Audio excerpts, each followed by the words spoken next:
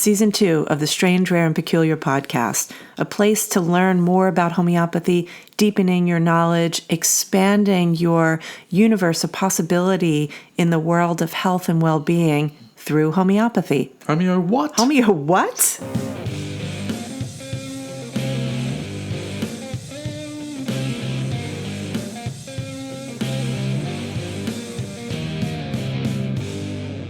This is, it's the Ides of March. Ides of March. Beware. Bad things might happen. You might get stabbed in the rotunda. Can you... You don't know that one? No. Can you? Why don't you tell us? That's it. That's the joke. But what is it like? Something happened on the way to the rotunda. No, to the whatever the. Something happened on the way to the forum. The forum. Something. But where happened did you on the get way the to the rotunda? forum. Oh, because the rotunda is a part of the forum. It could be part of the belly. Oh my gosh! Here we go. Anyway, so now it's on video. Yeah, but Al decided just before. We'll see how we go. No makeup on the face. I was like, I have a red nose. I haven't done my hair. Look, you don't have any hair. We have remnants of our Hahnemann tattoos left from there we go. Al's tattoo station at the Florida conference. Florida conference, I set up a tattoo station. Everyone was a little bewildered and a little nervous. Well, it wasn't. First of all, they're in case anybody's wondering, they're rub down tattoos. He didn't have his stick and poke. Right, he didn't do a stick and poke. But also, I think that the reason that people were getting a little bit nervous is that you were using the tablecloth in a conference, room in a hotel to do the tattoos. That just seemed, Yeah, a little bizarre. Yeah. And you might be wondering now that you can see, why am I wearing a down vest and scarf when you're wearing my morning has been very different to your morning. Very different. I've looked at my day and I thought to myself, I've got to do a acute clinic tonight and a couple of other calls and stuff. So I would get in the garden. So I decided to bring out stakes that I put in to create a small fence. Not hunks of meat steaks, but... Not right. Iron yeah, stakes.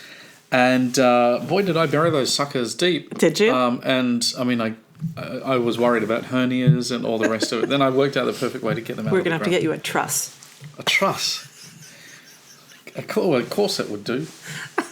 Oh, my goodness. So that's my morning. How's yours been? Yeah, I had chronic clinic. Mm-hmm. That was good. I didn't realize that after working however many weekends since January, that I would have a weekend of work. You are a trooper. Thank you. Trooper. Trooper. Yeah, I told everybody when they come to clinic tomorrow they have to bring their best game because they're going to have to entertain me since it is Saturday. So what have you been up to? Because you have been, I've not really seen you since, I don't know, December. That's true. You've been in your office. Mid-January. You've been in your office a lot. Yeah, it was the Florida conference was last week. I have to say, it was the nicest. People were so much fun. It was a fun group. Florida homeopathic crowd. Shout out to yous. Yeah, all of yous. It was great. It was really great. Wasn't it just? Yeah, it was really a lot of fun. I'm glad that you came, met me there. Me too. Mm-hmm. Yeah. It was. I was proud. That's really cute. Yeah, I was. Yeah. I was proud. You did a kick-ass job. You really did. Thanks for that. It was fun.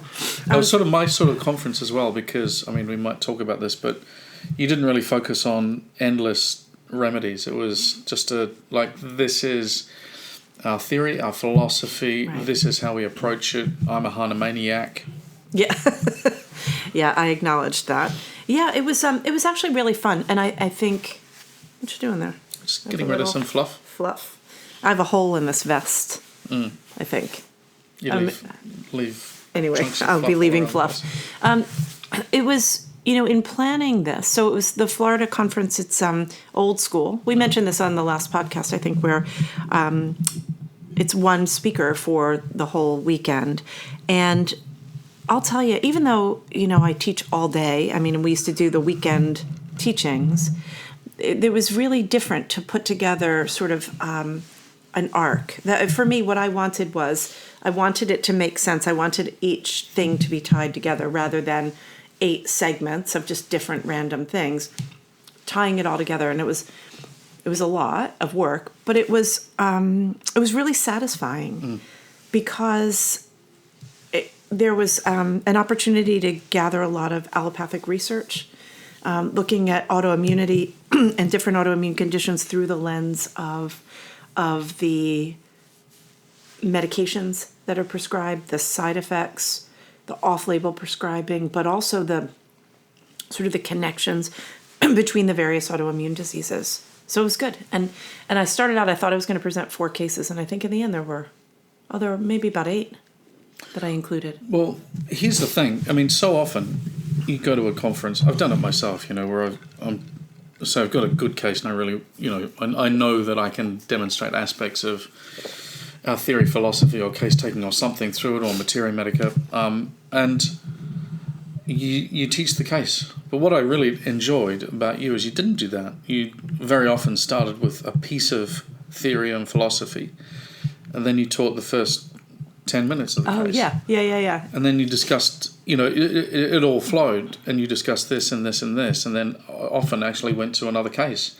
and then came back and then followed it through to its completion. And I just thought that was such a really good kind of weaving way of... Thanks for that. Yeah. I wasn't sure how it was going to work. I took a little risk, took a chance. But, when we were thinking about what was the topic that we wanted to talk about... Do you mean in the conference?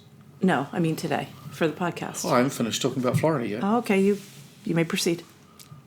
Thank you. Yeah, you're welcome. So, what I was going to say is that not only was the event extremely well arranged and organised. Yeah. They did a great job. A great job. Yep. I totally enjoyed the folks. I loved the presentation. We met some new people. That was fun. We sure did. But what I loved the most was seeing your face buying a wand at Harry since Potter we're on World. video, I should have my wand. Where is your wand? It's upstairs. Why do you not have it on your person Because at it all was in my times? suitcase. I know. So we went. We were so lucky. One of our students, Jennifer, Talk about 8 years old. I know.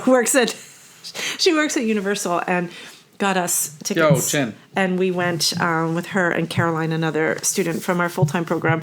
We had the best day. Although you did get me to drink a Bloody Mary in the afternoon so that you could feel good about a theme park. Al said to me before we left, "Pray tell, what does one wear to a theme park?" And I was like, "Can you say that to me every day?" I did say that. I was like, "You wear your theme park outfit." Pray tell, what does one wear? So I'm, it's not as if there are no theme parks in New Zealand. Right. But I just seem to have missed them all. Yeah. My dad took me to a circus when I was young, and we were both left a little, just like, that wasn't that good. Really? Yeah. And I don't know, probably was 8, around that age.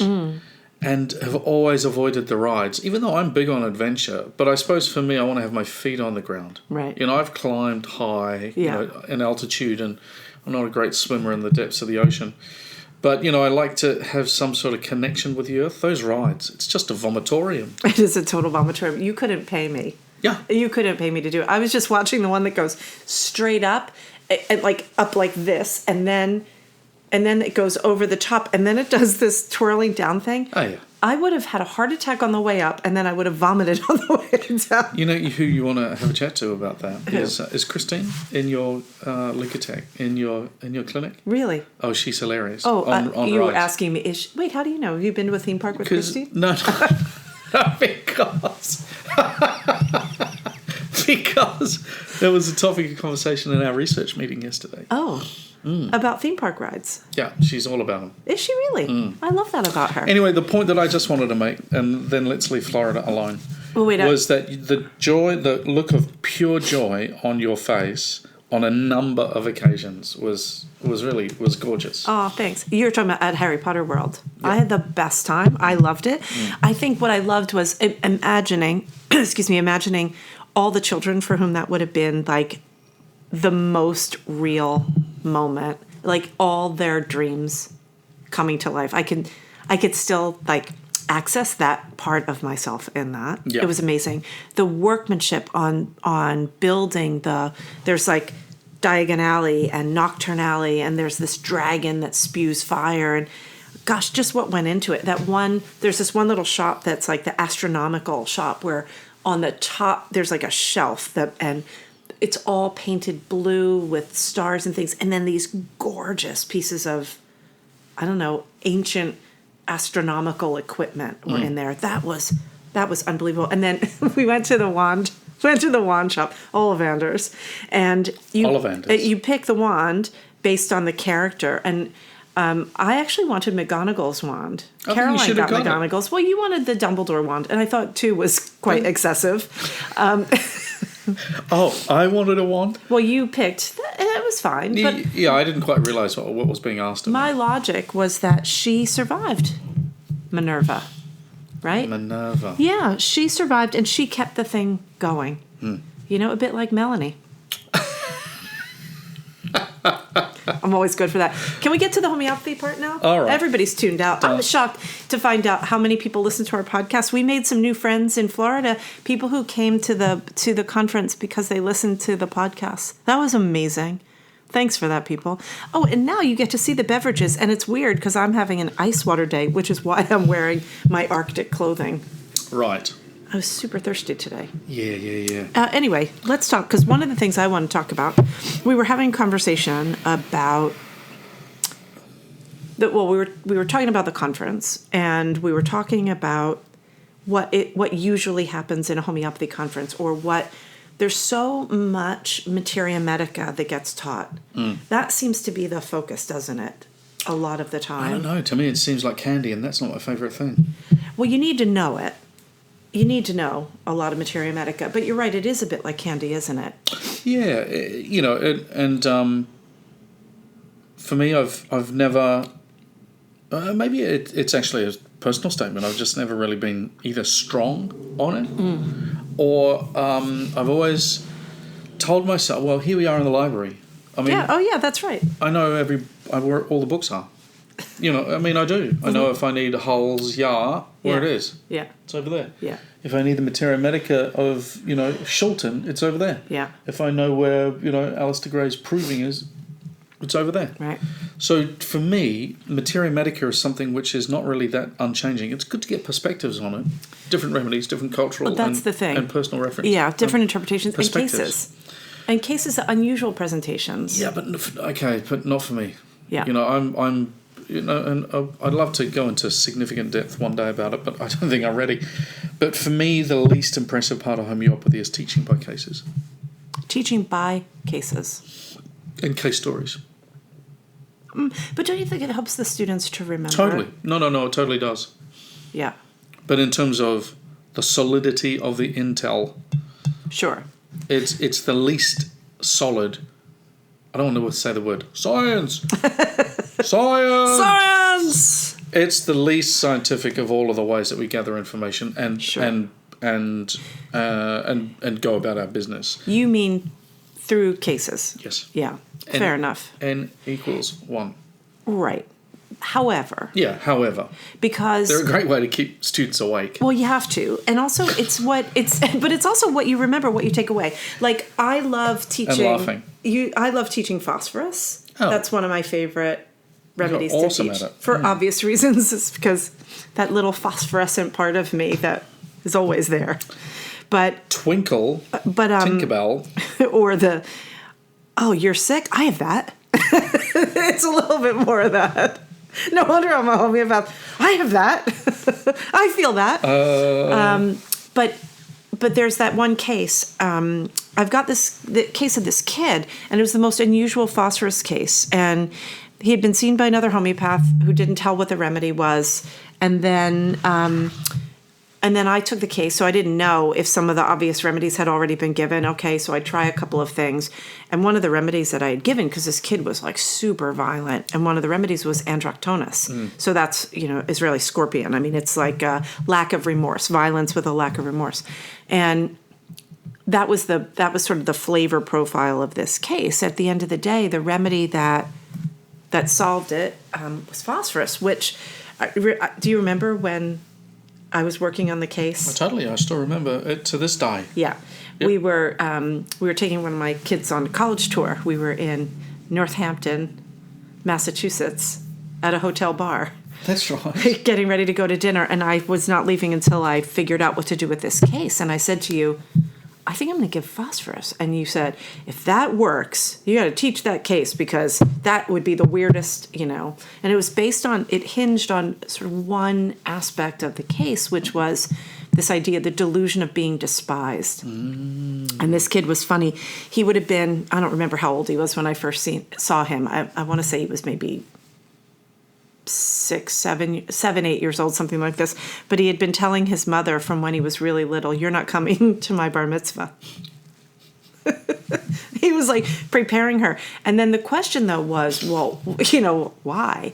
And then there was this whole thing about how he wrote this letter. They had to write a letter in school, and he said, a letter to the parents.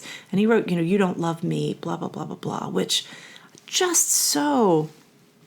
devastating to a parent. The headmaster of the school calls the parents in, and having worked with that family, those parents were amazing, right? They were amazing parents, great with all their kids and blah, blah, blah. And that was the thing with this kid. And then when you start to see it through that lens, that phosphorus aspect of the desire to connect and the ailments when there's a connection that's broken or the inability to connect, it was the core thing that we know about phosphorus, seen through a completely different lens. Interesting. Right? And so anyway, to take that back to your N equals 1, right? So I think with Materia Medica, well, I think that we spend a lot more time on the mental and emotional with many remedies, especially newer provings where we don't have enough physical symptoms to really be able to sort of lock in on that. Do you know what I mean? Yep. So we wind up prescribing on this mental and emotional stuff, which is kind of dicey, right? We had the opposite in our clinic today where, there's some mental and emotional parts of it, but super physical, an autoimmune case with lots and lots of physical symptoms. And I think, to learn homeopathy is to be able to sort of access it from either space, right? Did those things make sense in order? Yeah, but I'm still going back. Why did you start talking about phosphorus? Because we were talking about Materia Medica, and you were talking for example, about phosphorus. Teaching Okay, got it. Materia Medica through cases, and I was saying, yeah, but every now and again you get a weird one. Like that one will never leave me because it was so weird. Or I think about how, some of the families, right, where now they're so much interest in, the birds or the sea creatures or fish as specific sea creatures, and you kind of have to find your way in to even know where you're looking. But if you only know one way in, let's say, this sounds like a sea creature case, and if all you're looking at are the sea creatures, you could miss the fact that the sea creatures swim in water that's made up of a bunch of minerals, and, you might be better off with a halogen remedy than a sea creature. Or maybe you do one and then it leads you to the next. Do you know what I mean? Yep. Can I just tell one more case story that's making me think about this? Sure. Yeah. So there was a case, this woman that I had seen for only, I don't know how long, not long. She had seen another homeopath who had retired. And during the entire arc of her time with him, he had given her sepia. And she had a lot of children, so it was during her fertile years. She had a dozen kids, somewhere around there. And so during the time she had seen him, she was, pregnant, postpartum, breastfeeding, or getting ready to be pregnant again. So, and the sepia managed her symptoms really nicely. When I met her, she had what then would have turned out to be the last child. She was in perimenopause. Sepia no longer did the job, so I went back to the sea and started looking, and I gave her, she had lots of skin stuff, I think I gave her Medusa, something like this, right? Bland response.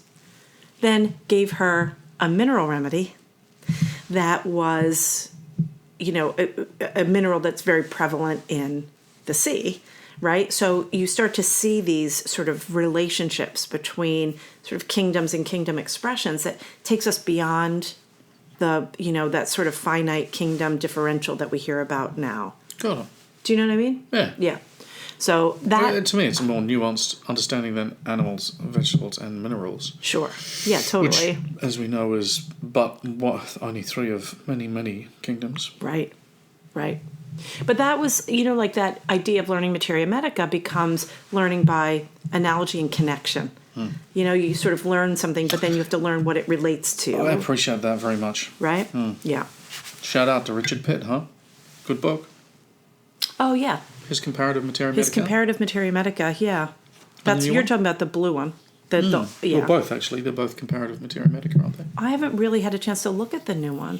So, folks, Richard Pitt, who is a lovely guy, great homeopath, has done so many interesting things in his career, has just published a new book, and it's therapeutics. It's kind of like the way we would describe it as, it's like Morrison's Blue Book, right? Or sorry, Red Book, the Red Book, therapeutics. Correct. So have you had a good look through it? I've not. No, Richard and I have a troubled history. See, he's English. Oh, right. And he also loves rugby, and there's a problem right there. And so I love him to bits, apart from cultural background. Yeah, what sports, man? That's a thing. It's difficult. Yeah. Now, we also, one of the things that I loved about your talk in Florida was the overall arc was around complex autoimmune conditions. Yeah. But your consistent message was long-term relationship, case management, case management. Yeah. And the skills of managing the case, not the skills of throwing remedies. Right. That was what I heard. I want you to talk about that. Yeah, it's a really big deal. But why don't you tell them about the pony? I don't know what you mean. Are you talking about your silly slide? Uh-huh. Well, here's the thing. It's so weird with having the video. It's not because, well, I mean, It is, but I noticed how you turn around and you just like had this moment of, and we would do that anyway. But now there's actually like, yeah. Okay, so go on. Denise is provides quite a show when it comes to a recruitment event. And we do a really good recruitment event at AHE. I had no idea where you're going with this. Homeopathy Education. Last night, we're in the middle of discussing the seriousness and the way in which we go about our education of homeopathy students.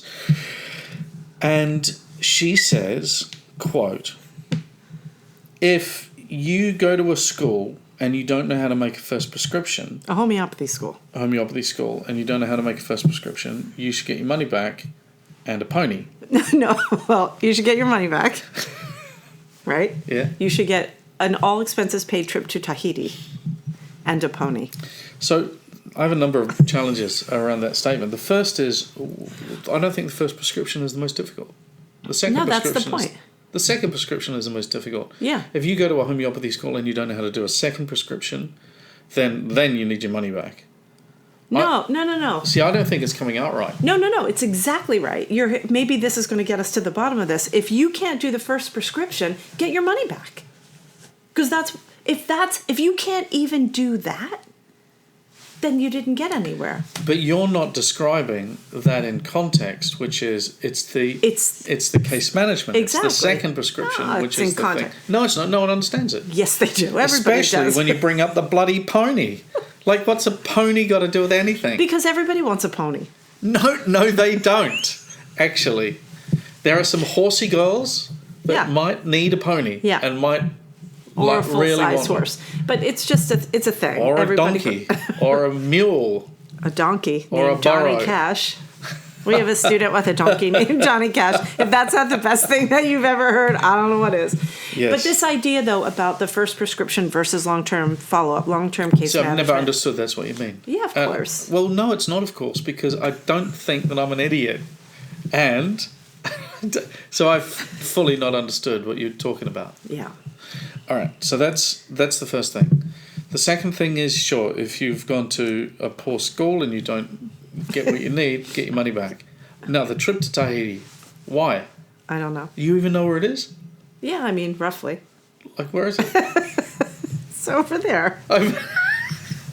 She points to the Jersey Shore. Oh my gosh.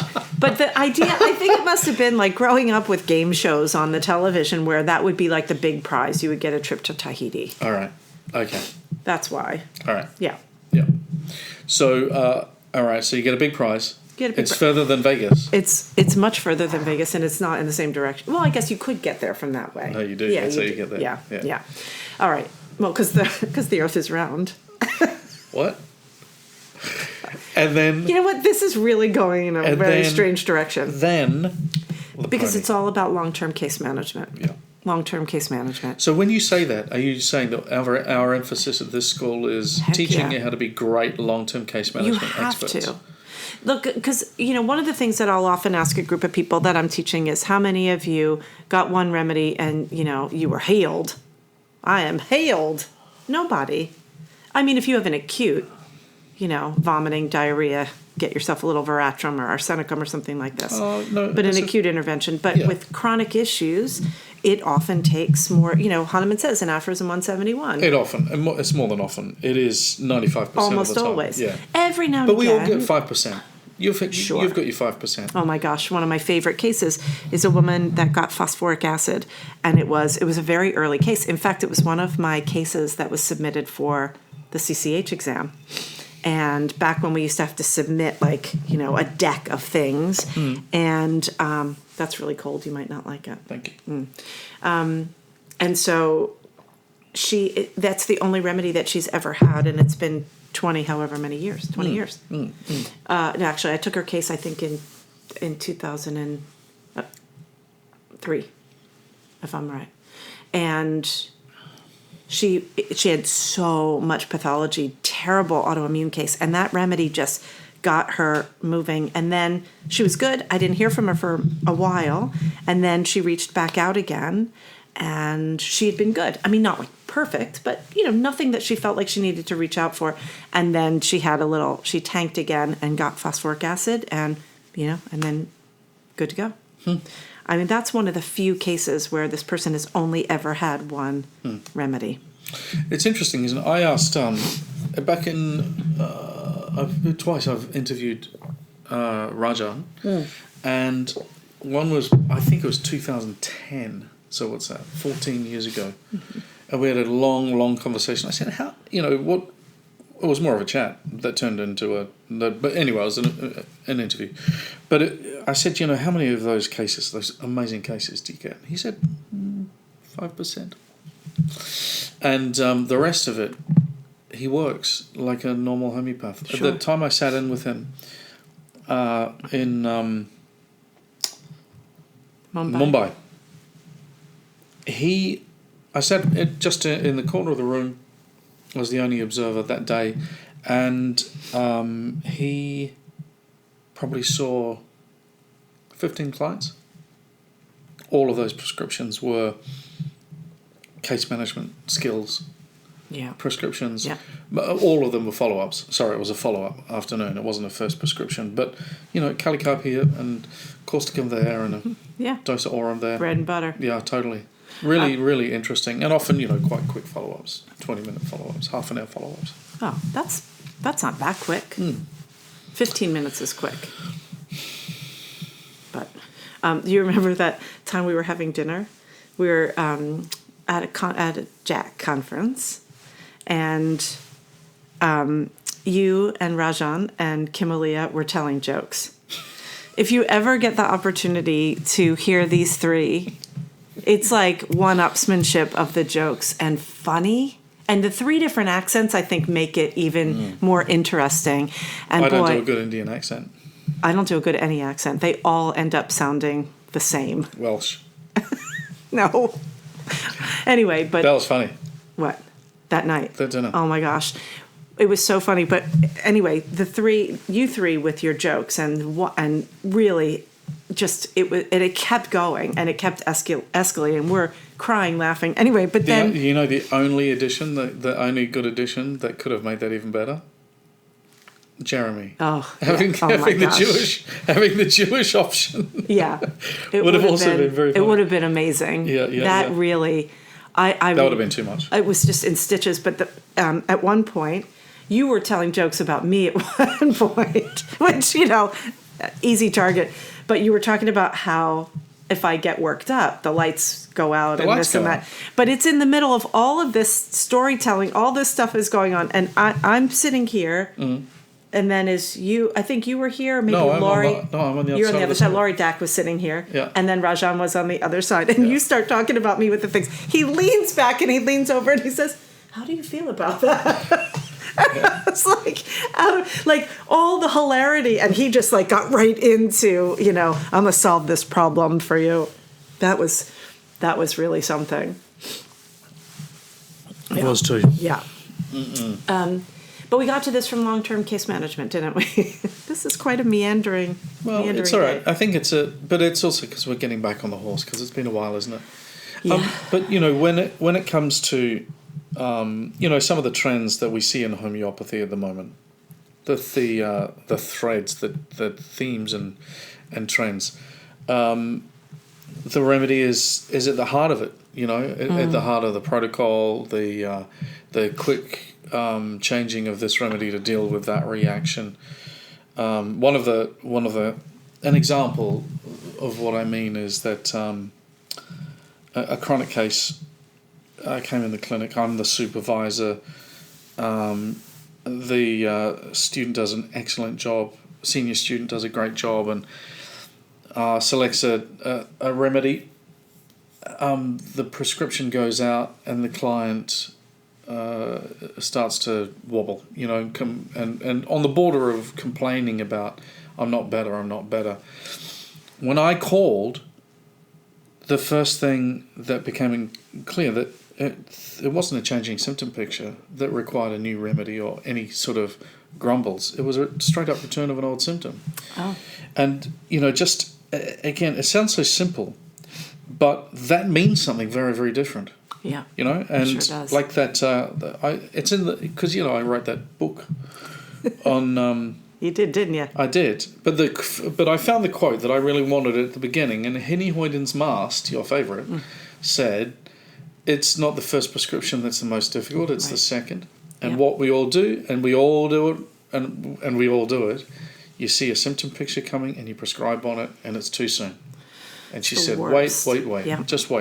And it's kind of conservative, Kantian-ish prescribing, but it's actually not. It's just sound advice. It just is. Jeremy says, don't change the remedy till you see the whites of its eyes. Mm. I love that. Yeah, students then say to me, what does she mean by the whites of its eyes? I'm going... Doesn't it mean don't shoot? Don't shoot till you see the whites of his eyes. It's in other words, somebody has to be so close till you have to see it. Yeah. Right? I think I might have used an example in a fireside chat like that. Yeah. And nobody knew what you're talking about? Well, because no one's actually been in a situation where, they're being charged by a rampant wildebeest. And then eventually you see the whites of its eyes just as it's about to get eat you, right? Yeah. Not a wildebeest, but something a bit more terrifying than that. That's fine. Are wildebeest not terrifying? No, they're benign. They they run with the pack and then they start turning in circles and then they fall over and die. Oh. And then the hyenas eat them. Okay. I got that from YouTube. So, the emphasis that you placed on what are the skills required to thrive. Yeah. What are the skills required to be able to be an expert in the treatment of these conditions, the autoimmune disease conditions. Yeah. It's not about remedies. It just isn't. It's about, really not. No, it's about when do I wait? How long do I wait? Mm-hmm. It's about, having patience. It's about skilled case taking. And if anything, just staying and being in good communication with your client. Yeah. To be able to go, okay, that is an aggravation. Now time to stop or time to spread out those doses. Yeah. The ninja moves that you have got and have been teaching students about the use of the 50 millisimoles. Mm-hmm. When to dilute further. Yeah, it's so much fun to be able to know how to manage the administration of the remedy, of the dose. That is, without that, it's really a hindrance. That's why 4th edition prescribing is tough. The give a dose and wait thing is really hard, Wait, you said something I wanted to go back to. Thanks, you're paying me a lot of compliments today. Let me just say, hey. It's not always That's really like nice. that. Believe me, I know. That's why I'm acknowledging it. Talking to one of the there's something else though. Can I just so just following up that thought, is there's something about the naivety that many people have. It's either hubris or naivety, and I'm not quite sure. Sometimes a bit of both, and that's probably not a good combination. But when I see some of the indiscriminate use of, say, nosodes or some isopathic prescriptions that are going on. Unconscious incompetence. Well, I don't want. Yeah, it's hard to say that because you can't say that to the person that's doing it. It's like you are unconsciously incompetent. No, you don't say that. But the challenge for me is that it's getting very close to the practice of medicine, and if you're an unlicensed, if you are an unlicensed provider and of integrative healthcare, just saying, well, I don't like what you do and I'm going to do what I want is not going to stand up to scrutiny. And it's not going to stand up when, it's this for that. When the presenting complaint is this and therefore I've given Rostox and arsenicum or whatever the protocol is. And so I just don't get how people can be missing that. Now I know, and so I sort of say that with some...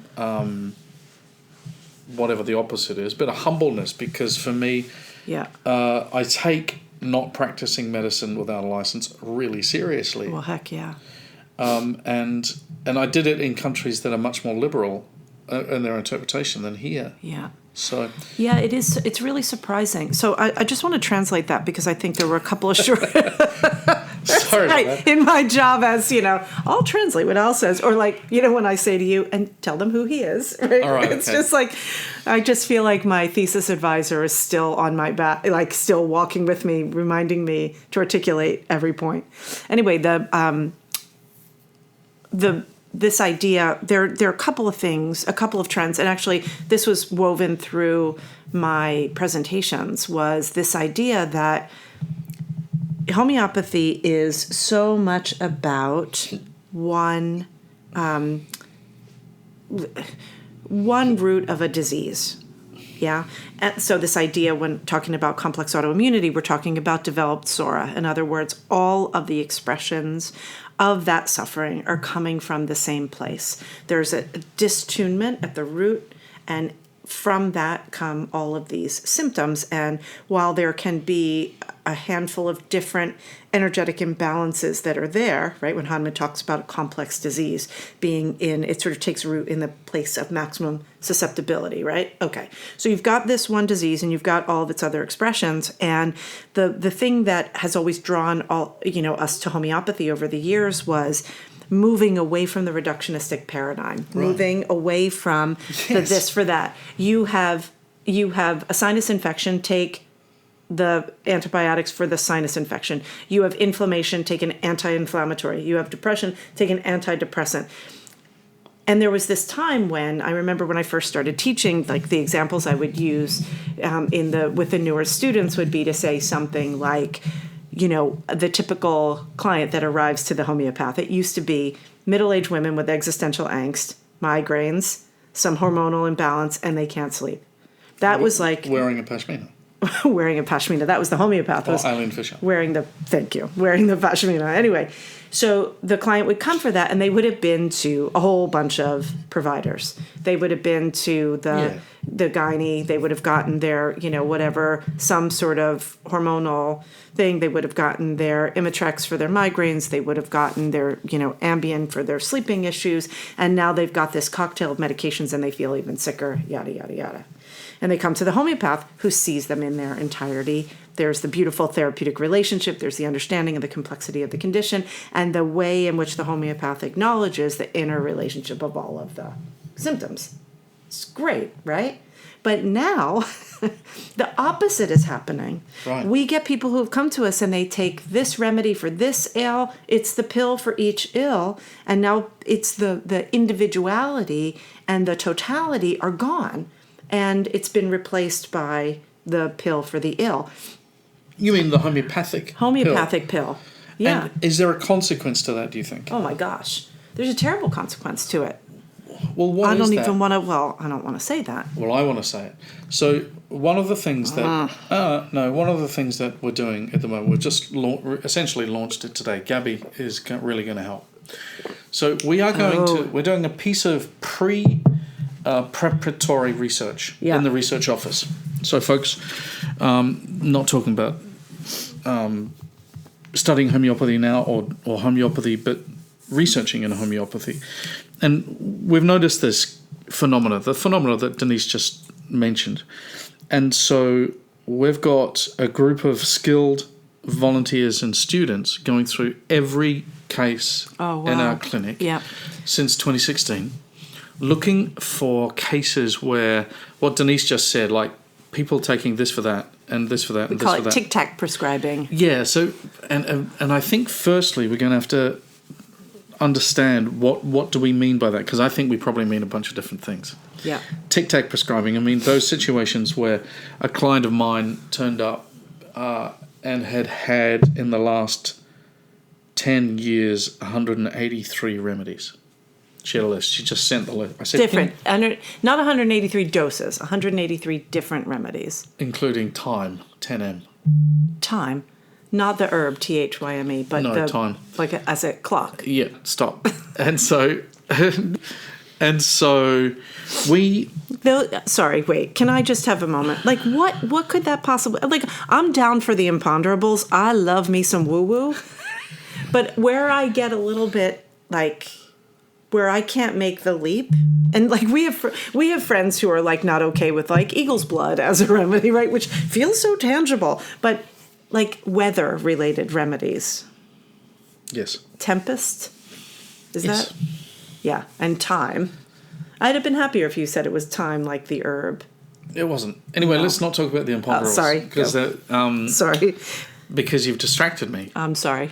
But the thing about this project is let's understand this new phenomena, because it is a new phenomena. Yeah, totally. I mean, I remember teaching a conference at a conference back in, I think it would have been 2010 in might have been in Melbourne, and going through my cases and looking at the examples of the complex cases that I had because of allopathic prescribing. Right. But I also then found, these people taking a bunch of different products over the counter with 17 different homeopathic remedies and that sort of thing. Yeah, we used to think that the combos were an issue. Right. So I think the first part is to understand the difference between, the phenomena, and then go through the case really meticulously, and then we'll start getting, I think, some skilled qualitative researchers involved to go through those cases and then start asking some questions. If this is a phenomena, now what's the impact? What's the consequence of that? Right. And then start to, articulate that to the broader community. I think we've got to contribute to this conversation, not get grumpy about it, not have a tantrum. Are you looking at me? Yeah. I would get grumpy or have a tantrum? A tantrum. See, a tantrum is research not. But in terms of making change, perhaps a tantrum gets more mileage. Because people are sicker. Right.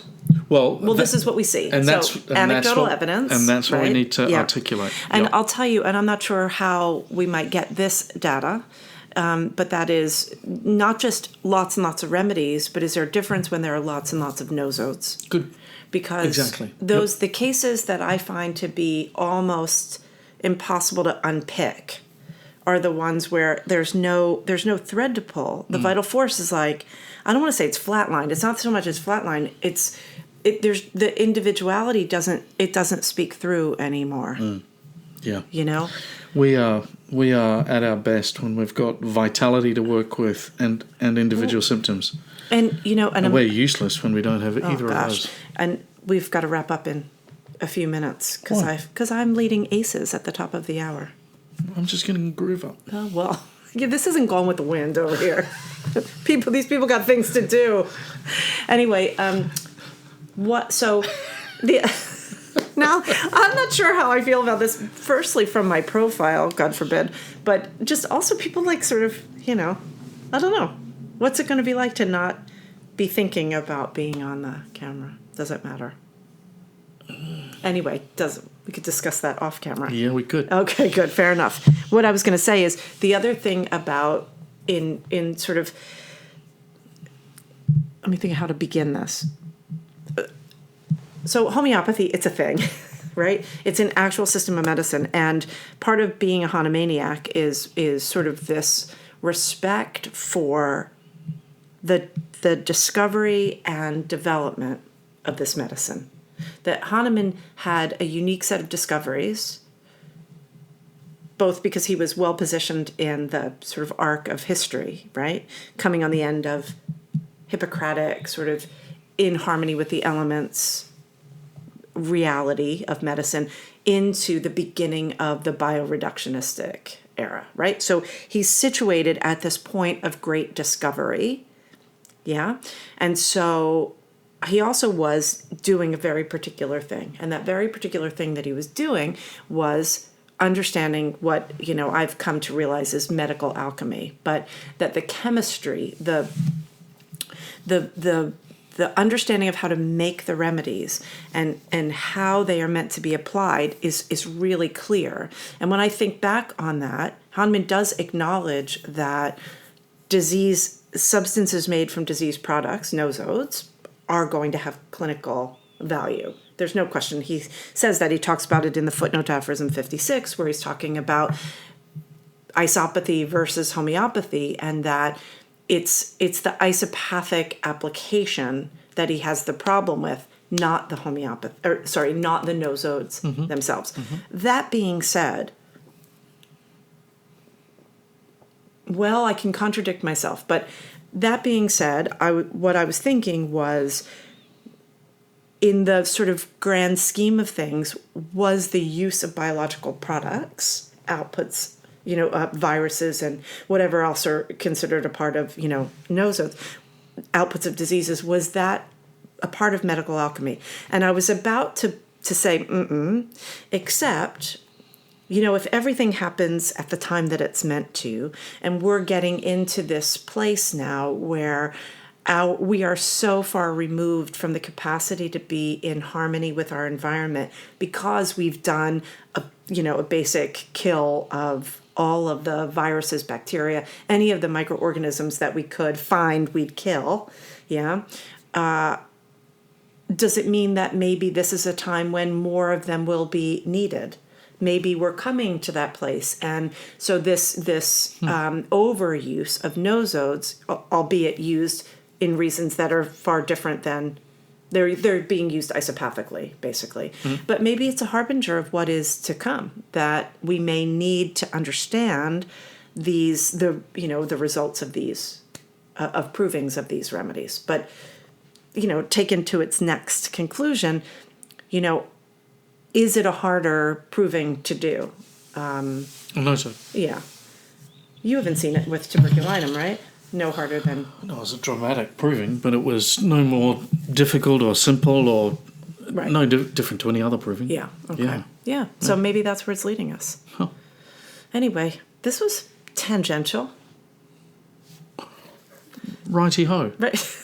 Now that we're doing video, I think we should move around and do in different places. Al moved his office, which means now the place where we had been recording our podcast is no longer available.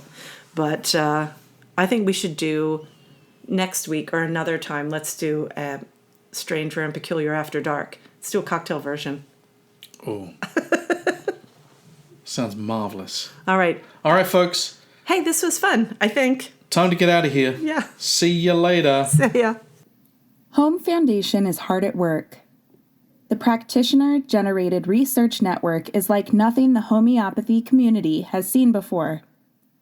Through the PGRN, we will be able to bring groundbreaking research to the world that will help protect homeopathy for generations to come.